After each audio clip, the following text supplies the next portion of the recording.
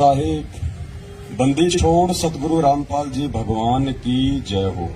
परम पिता परमात्मा सारी सृष्टि के रचनहार कुल मालिक असंख्य ब्रह्मांडों के स्वामी जगत गुरु तीनों लोकों में प्रवेश करके सबका भरण पोषण करने वाले संत शिरोमणि सतगुरु रामपाल जी परमेश्वर जी के चरण कमल में हम सभी सत्सेवक भाई बहनों का कोटि कोटि दंडवत प्रणाम। आप सभी भाई बहनों का सुबह का नित्य नियम हो गया? सबका हो गया क्या? कोई है जिसका नहीं हुआ नित्य नियम? सबका हो गया। अब देखो, सबसे पहले उठते ही हमने क्या करना है अपने आध्यात्मिक जीवन में। साथ संगति में आए हो तो कुछ सीख के जाना, अपने परिवार को सिखाना, जो भगत भाई बहन आपके संपर्क में आते हैं उनको सिखाना यदि उनको नहीं पता है तो। चाहे वो 10 साल पुराना भगत हो, चाहे वो 20 साल पुराना भगत हो, चाहे आपका कोई कोऑर्डिनेटर हो, चाहे नामदान संचालक हो। अगर आप कभी उनके संपर्क में आते हो, आपको यदि कभी उनके घर पे जाने का मौका मिले या कभी वो आपके घर पे आवे, तो हमने देखना है कि वो अपनी क्या आध्यात्मिक क्रियाएं करते हैं। अगर कोई भाई सही तरीके से अपनी आध्यात्मिक क्रिया नहीं कर रहा है तो हमारा फर्ज बनता है उसको समझाने का। सबसे पहले हमने अपने परमपिता परमात्मा ने हमें जो नित्य नियम दिया है, जिसकी जैसी भी व्यवस्था है, वैसे तो मालिक का रूल है, ये नियम है, सूर्य उदय होने से पहले पहले नित्य नियम समाप्त हो जाना चाहिए। उसके बाद ये दुनिया का भार घोड़ा, ये हाय हाय, ये भागा दौड़, वातावरण में इतना ज्यादा प्रदूषण, लोगों का शोर शराबा, लोगों के कुशब्द इतने ज्यादा हो जाते हैं, फिर वातावरण बहुत ज्यादा भारी हो जाता है। आप देखते हैं ये कार लोग की भक्ति में फिक्स 5 बजे लोगों के घंटे बज जाते हैं, फिक्स 5 बजे। ये तो पूर्ण परमात्मा की भक्ति है, ये तो पूरा नियम और विधिवत होनी चाहिए।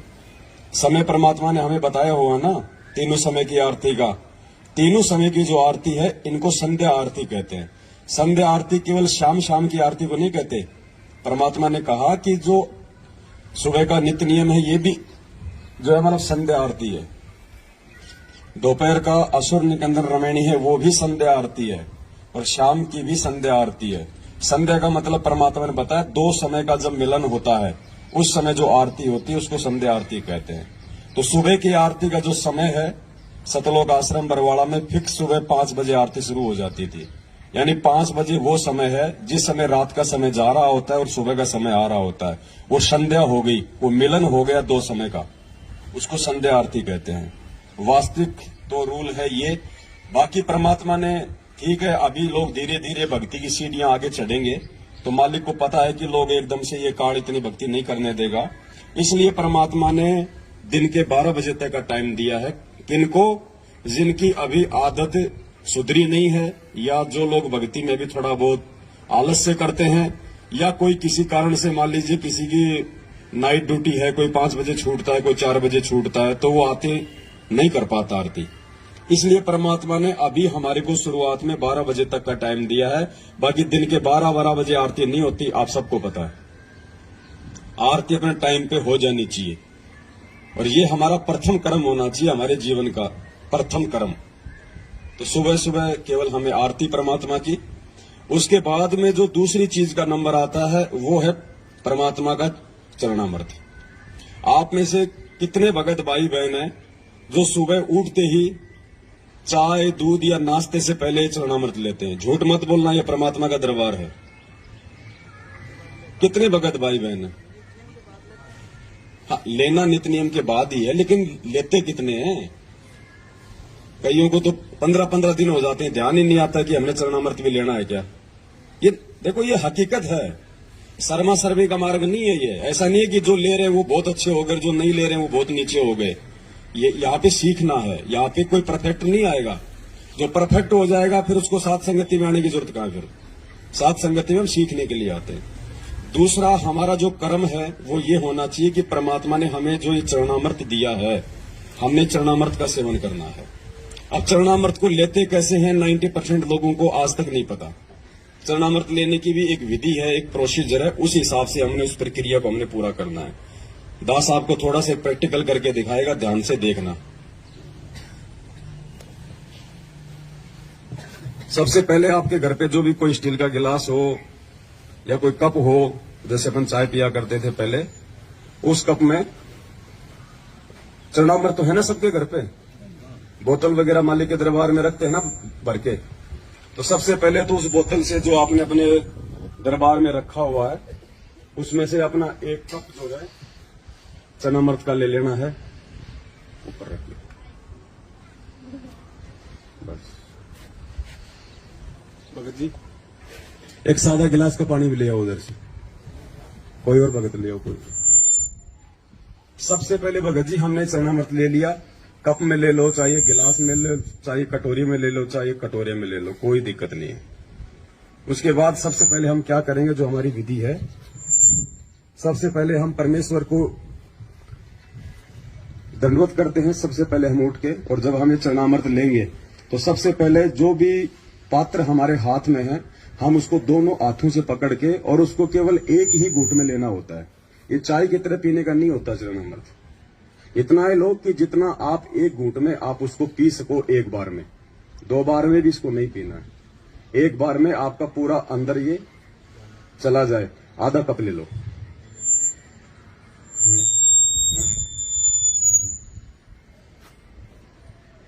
उसके बाद में सादा जल लो, थोड़ा सा इसमें डालो और इसको साफ करना है। बस थोड़ा इसको हिला के ना वो ले लो।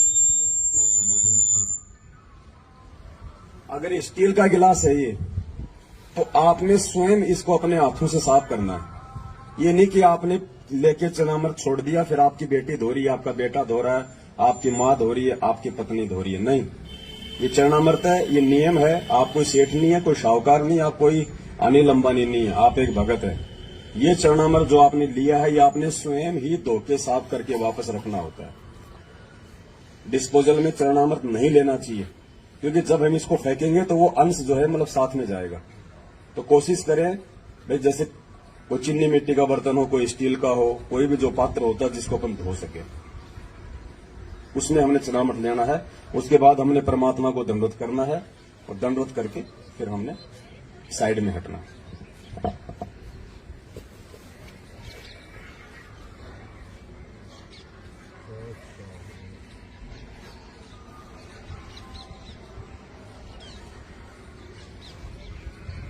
और ये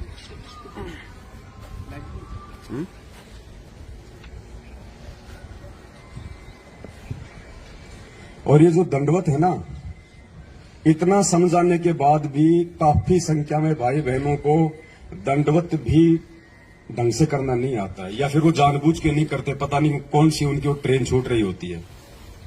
दंडवत तो कम से कम आराम से कर लिया करो, आते लेट जाते सीधा। जबकि परमात्मा ने कह रखा कि दंडवत प्रणाम करने से पहले जमीन पे घुटने टेको, हाथ जोड़ो, मालिक के चरणों की तरफ देखो, कम से कम 2 या 3 मंत्र का जाप करो, जो भी आपको मिला हुआ है, प्रथम नाम, सतनाम, सारनाम। आराम से शांति से नीचे घुटने टेक के पहले मालिक की तरफ देखो, अच्छे से परमात्मा के चरणों के दर्शन करो, 2 या 3 मंत्र का जाप करो, कोई जल्दबाजी नहीं है, ट्रेन नहीं छूट रही। उसके बाद फिर दंडवत प्रणाम करो सीधे बिल्कुल। उसके बाद फिर हमने ऊपर उठना। अब देख रहे हैं दास बिल्कुल आता है, मारता सीधी फेट। वो दंडवत नहीं है भगत जी। परमात्मा कहते हैं जय गोपाल दंडवत करे, पैरों पड़ प्रणाम, असल सलाम है, ऐसी कुछ वाणी है परमात्मा की। और दुआ करो दिल पाक। जब तक आप हृदय से दंडवत नहीं करोगे ना, देखा देखी भी नहीं चलेगा कि वो कर रहा तो चलो मैं भी करूंगा, नहीं तो और बाकी लोग क्या कहेंगे। वो दंडवत प्रणाम नहीं है। जब तक आप अपने हृदय से उसको एक यज्ञ मान के नहीं करोगे, उसका कोई फल नहीं है, चाहे आप दिन में 1,00,000 बार दंडवत कर लो। परमात्मा ने तो कह दिया कि अष्ट अंग से दंडवत प्रणामा, संध्या प्रात करे निष्कामा। अगर तुम निष्काम भाव से विधिवत तरीके से अगर सुबह और शाम 2 टाइम भी अगर तुम दंडवत कर लोगे, तो भी परमात्मा कहते हैं बहुत है। 50 बार लेटने की आवश्यकता नहीं है, कोई दिखावे का मार्ग नहीं है ये। और जब करो तो उसको विधि से करो, वरना उसका कोई फायदा नहीं है। क्यों फिर अपने घुटने तोड़ रहे हो झुक झुक के। तो यदि आज से पहले कोई भाई यदि चरणामृत नहीं लेता है, या लेता भी है तो वो विधिवत नहीं लेता है, तो भाई ये चीजें ध्यान रख लेना। और कोई भाई ऐसा हो जिसको नहीं पता है इन बातों का, तो फिर हमारी जिम्मेदारी बनती है हम उनको ये चीजें हम समझाएं। और उसके बाद जो भी आपके घर में प्रसाद रूप में जो भी चीज आप रखते हो, कोई मिश्री या खांड या फिर वो मखाने वगैरह, वो भी आप जिस चरणामृत के बाद में भी ले सकते हो, या जैसे आपका नित्य नियम समाप्त हुआ उसके बाद थोड़ा थोड़ा सभी को बांट दो, जो भी आपके उपदेश है। ये चीजें हमने लेनी है क्योंकि ये हमारी भक्ति की खुराक है। ये कोई महीने 2 महीने में या खांसी जुकाम हो जाए उस समय लेने की नहीं है। परमात्मा कहते हैं चरणामृत कदाचित पावे 84 कटे लोक छिंदावे, पेज नंबर 23 नित्य नियम पे लिखा हुआ है चरणामृत के मातम्य में। तो क्यों दिया वो? बोतल में भर के कोई सजाने के लिए थोड़ी दिया परमात्मा ने, कोई मोल थोड़ी आ रहा भगत जी। वो खत्म होने को लगे तो उसमें सादा पानी और डाल दो, बढ़ता रहेगा वो आगे से आगे। ये खुराक ही नहीं खाएंगे तो हमारी भक्ति में रुचि नहीं बनेगी। दूसरा भाई, सात संगतियों का एक नियम है, आज से पहले था या नहीं था, भंडारा उसी आत्मा को मिलेगा जिस आत्मा ने अपने प्रथम नाम की माला पूरी की होगी, नहीं तो भंडारा नहीं मिलेगा। जिस आत्मा ने अपनी प्रथम नाम की माला पूरी नहीं कर रखी होगी उस आत्मा को भंडारा नहीं मिलेगा। पहले माला पूरी करो, उसके बाद उसको भंडारा मिलेगा। ये हमारा प्रथम कर्म है भक्ति। रोटी हमारा प्रथम कर्म नहीं है। अगर हम लोग उस परमेश्वर का नाम लेके अगर हम भंडारा नहीं कर रहे हैं पहले, तो हम लोग अन्न नहीं खा रहे, हम लोग वो पाप खा रहे हैं। तो आज के बाद अपना नियम बना लो, इस परमात्मा की भक्ति से बढ़ के दूसरा कोई काम नहीं है, कोई काम नहीं है दूसरा। आराम से टाइम पे उठोगे तो नित्य नियम भी होंगे, टाइम पे उठोगे तो प्रथम नाम की माला भी होगी आराम से। कोई ज्यादा नहीं है। अब वो समय गया कि हमने चलते फिरते खाते उठते बैठते नहाते धोते, हम कोई अनिल अंबानी नहीं है जो हमारे 250 पेट्रोल पंप चल रहे हैं कि हमने वो संभालना है, हमने वो संभालना। अगर किसी के हैं तो संभालने वाले संभालेंगे, आप अपनी भक्ति को संभाल लेना।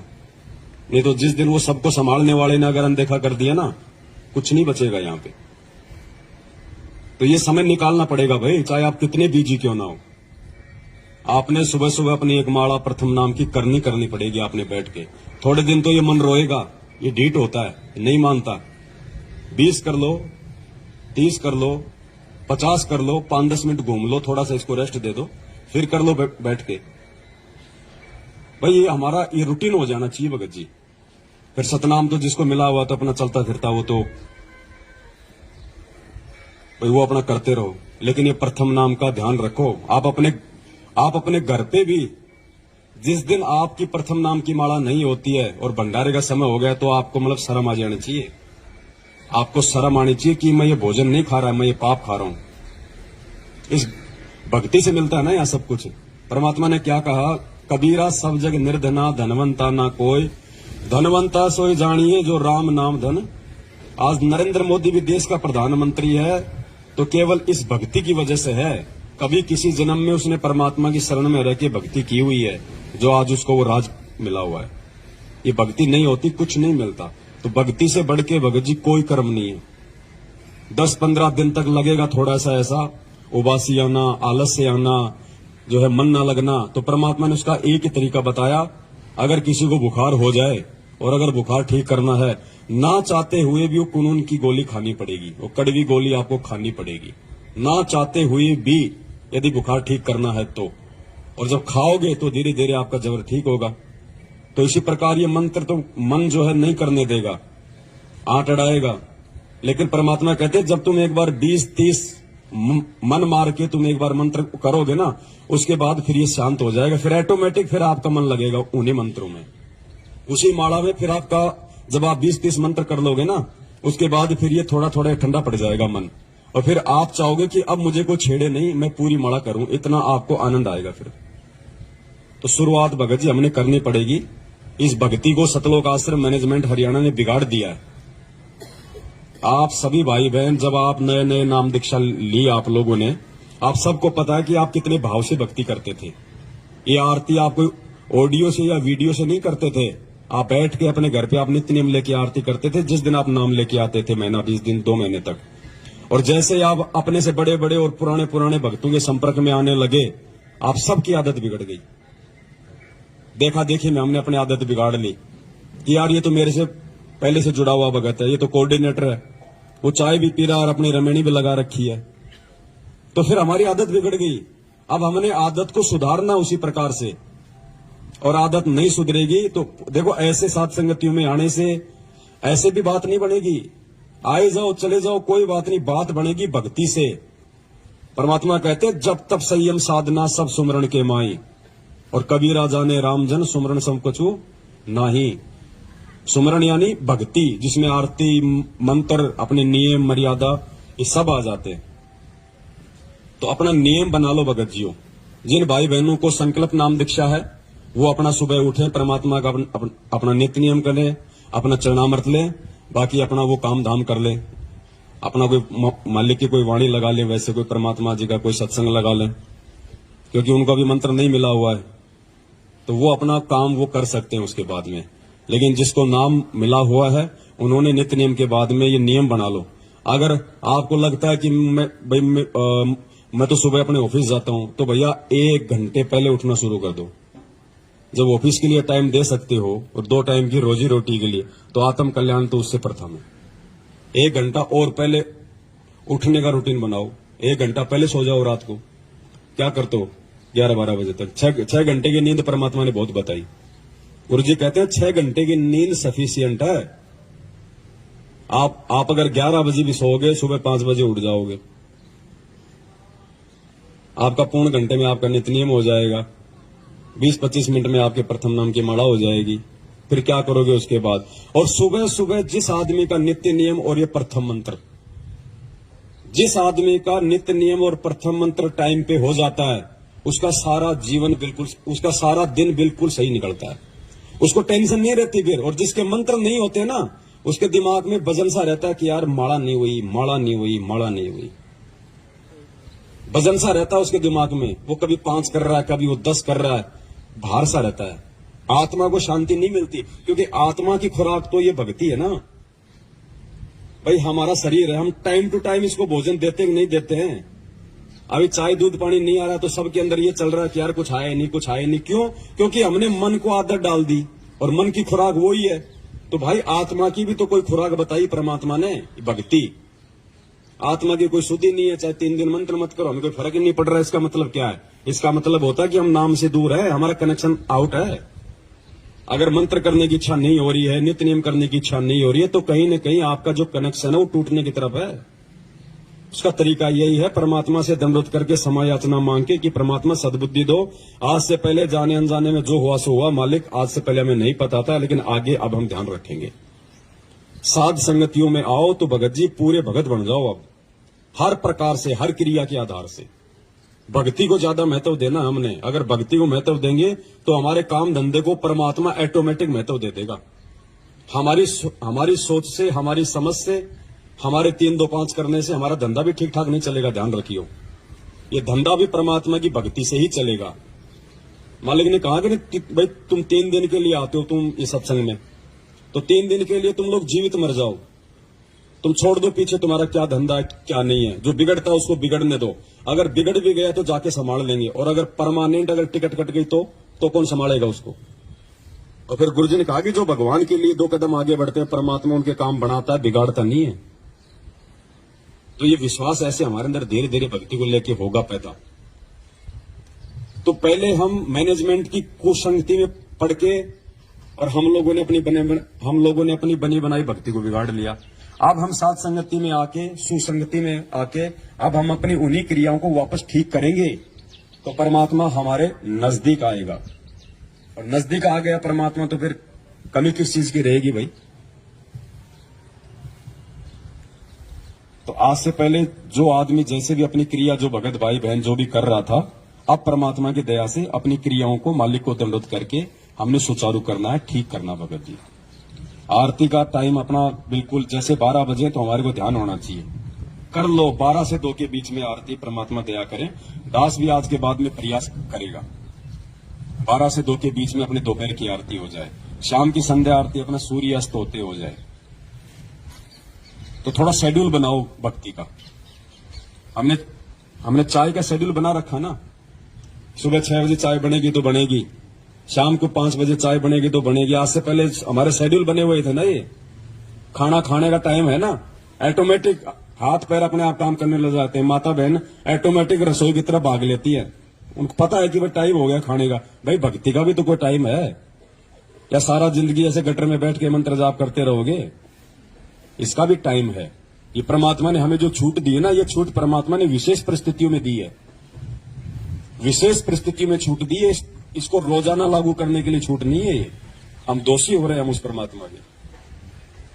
तो कोशिश करो आज के बाद में, और जब हम इस राह पे हम चलेंगे तो हमारे बच्चे उस राह पे चलेंगे। बच्चे क्या करेंगे? बच्चे जो होते हैं भगत जी, वो माँ बाप से ज्यादा सीखते हैं। जैसा उनसे बड़े जो क्रिया करते हैं ना, वो क्रिया को देख के ज्यादा सीखते हैं बच्चे। तो बच्चे ऑटोमेटिक आ जाएंगे धीरे धीरे लाइन पे। और फिर दूसरा कोई भगत हमारे घर पे आएगा और हमारे भक्ति के शेड्यूल को जब वो देखेगा, और अगर वो नहीं कर रहा है टाइम पे, तो उसको भी शर्म आने लग जाएगी। तो उसका प्रतिफल किसको मिलेगा? उस भगत को सुधारने का आपको देगा परमात्मा। चाहे कोई कितना ही प्यारा क्यों ना हो, कितना अच्छा रिश्तेदार क्यों ना हो, कितना बड़ा भगत क्यों ना हो। आरती मंत्र का टाइम हो गया, बोलो भगत जी आप भी करो, दास भी कर रहा है। परमात्मा की चर्चा अपनी जगह है और भगत जी भक्ति अपनी जगह है। तो ज्यादा से ज्यादा हमने इन चीजों पे गौर करना है। भगत बनना है, परमात्मा ने भगत बनाया है। मालिक ने हमारे पर विश्वास किया ना, कि 8.5 अरब की जनसंख्या में से परमात्मा ने हम थोड़े सौ को भगत बनाया है। तो परमात्मा ने हमारे ऊपर विश्वास किया है। तो भगत जी हमने भी परमात्मा की बात को रखना है, और हमने भी उस परमेश्वर को जो है भगत बना के दिखाना है, भगत बन के दिखाना है। तब तो कोई बात है, नहीं तो भाई आए जाओ जाए जाओ, भक्ति का प्रतिफल तो दे देगा भगवान, कोई दिक्कत नहीं है। मालिक कहते हैं जिन हरि जैसा सुमरिया ताको तैसा ला। जो जैसी करेगा परमात्मा का विधान है। अगर कोई दारू पी के भी ये मंत्र जाप करेगा तो भी भगवान इन मंत्रों का प्रतिफल उसको देगा। राक्षस क्यों बने? परमात्मा ने क्या कहा? पहले ये ऋषि और राक्षस एक ही गुरु के भगत थे, आगे चल के वो राक्षस कहलाए। क्यों? क्योंकि वो भक्ति भी करते रहे, साथ में उन्होंने मर्यादा नहीं रखी, शराब पीने लग गए, मांस खाने लग गए, और ये भक्ति भी करते रहे। तो मांस और शराब खाने से, उल्टे काम करने से, चोरी जारी करने से तो उनके अंदर गुरुजी कहते हैं कि दुर्बुद्धि आ गई, और भक्ति करने से उनमें शक्ति आ गई, इसलिए वो राक्षस कहलाए। तो आज वो राक्षस जो प्रवृत्ति है वो सतलोक आश्रम मैनेजमेंट हरियाणा अपना रहा है। और आप और हमारे को परमात्मा ने जो है ऋषि बनाया है। उन ऋषियों की वो राक्षस जब वो यज्ञ को जब वो खंड करते थे तो वो लड़ते झगड़ते नहीं थे उनके साथ में, वो परमात्मा से ही प्रार्थना किया करते थे। तो आज वो स्थिति आप और हमारे साथ में हो रही है। हमारी साथ संगतियों को, हमारे धार्मिक जो यज्ञ हम करते हैं पांचों यहाँ पे, इनको ये लोग नहीं करने दे रहे ना। आज हमारे गुरु भाई है, लेकिन ये राक्षस प्रवृत्ति में आ गए, क्योंकि ये मर्यादा में नहीं रहे, ये गुरु वचन में नहीं रहे, भक्ति वो भी कर रहे हैं।